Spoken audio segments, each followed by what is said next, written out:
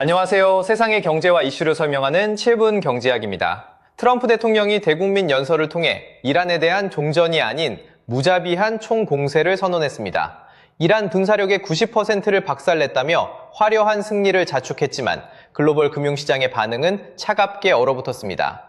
겉으로는 미국의 압도적인 승리처럼 보이지만 그 이면에는 2만 달러짜리 드론을 막기 위해 400만 달러짜리 요격 미사일을 쏘며 하루 1조 3천억 원을 허공에 태우고 있는 미국의 뼈아픈 딜레마가 숨겨져 있기 때문입니다. 더욱 충격적인 것은 궁지에 몰린 이란의 반격입니다. 전 세계 석유의 핵심 혈맥인 호르무즈 해협을 틀어쥐고 통행료를 달러가 아닌 중국 위안화로 받기 시작하며 50년간 이어져 온 페트로달러 체제의 심장부에 치명적인 균열을 내고 있습니다. 결과는 참담합니다. 유가는 배럴당 100달러를 훌쩍 넘어섰고 원유 수입 의존도가 절대적인 한국의 코스피는 역사적인 폭락을 기록했습니다. 이 전쟁이 장기화될 경우 대한민국 경제 성장률은 0%대로 추락하게 됩니다. 도대체 트럼프가 끝까지 숨기려 했던 최악의 진실은 무엇일까요? 오늘 영상을 끝까지 시청하신다면 앞으로 2주 뒤 완전히 뒤바뀔 글로벌 패권의 향방과 폭등하는 물가 속에서 내 자산을 지킬 명확한 생존 전략을 얻어가실 수 있을 것입니다. 트럼프 대통령은 연설을 통해 이란 해군이 사실상 사라졌고 미사일 역량의 90%가 무력화되었다며 화려한 전과를 자랑했습니다. 쏟아부은 화력의 숫자로만 본다면 미국의 압도적인 승리가 분명합니다. 하지만 전장에서의 승리가 곧 전쟁의 종결을 의미하지는 않습니다. 미국이 당장 이 전쟁을 끝내지 못하고 있는 진짜 이유는 바로 끔찍한 비용의 역설에 갇혀버렸기 때문입니다. 현재 미국이 이란의 공세를 방어하기 위해 쏘아올리는 요격미사일 한 발의 가격은 무려 400만 달러에 달합니다. 반면 이란이 날려보내는 공격용 드론은 대당 2만 달러 수준에 불과합니다.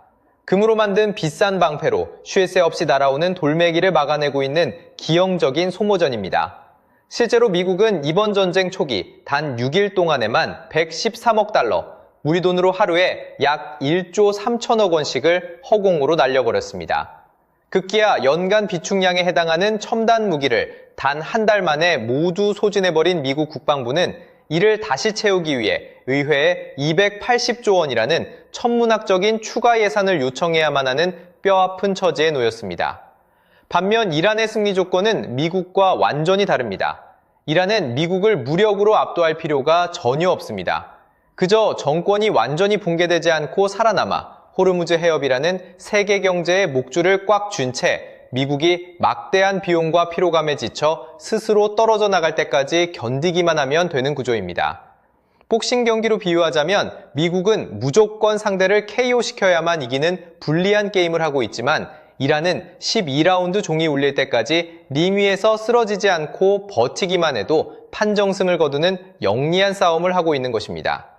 더욱 충격적인 것은 호르무즈 해협에서 벌어지고 있는 보이지 않는 화폐 전쟁입니다.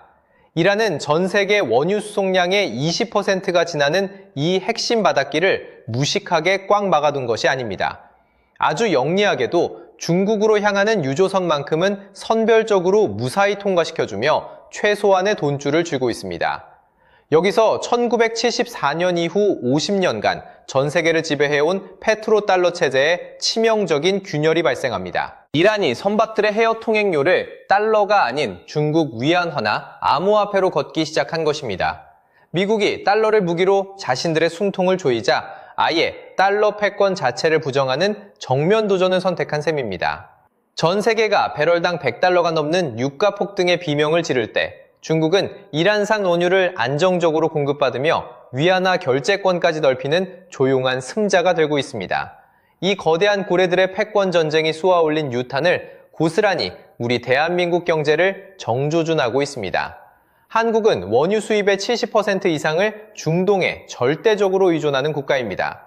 전쟁 시작 직후 한국의 코스피는 역사적인 낙폭을 기록하며 폭락했고 원달러 환율은 천정부지로 치솟고 있습니다. 국책연구기관들은 트럼프의 호언장담과 달리 이 교착 상태가 장기화될 경우 대한민국 경제 성장률이 0%대로 추락할 것이라는 섬뜩한 경고를 쏟아내고 있습니다. 에너지를 수입에 의존하는 우리에게 중동의 화약고는 결코 남의 일이 아닙니다. 당장 내일 우리 밥상 물가를 폭등시키고 내 주식 계좌를 녹여버리는 가혹한 실전 상황인 것입니다. 결국 이번 중동 사태의 핵심은 단순히 미사일을 몇 발 더 쏘느냐의 문제가 아닙니다. 무너져가는 50년 달러 패권과 새롭게 떠오르는 위화가, 그리고 그 사이에서 요동치는 글로벌 에너지 공급망의 거대한 지각 변동입니다.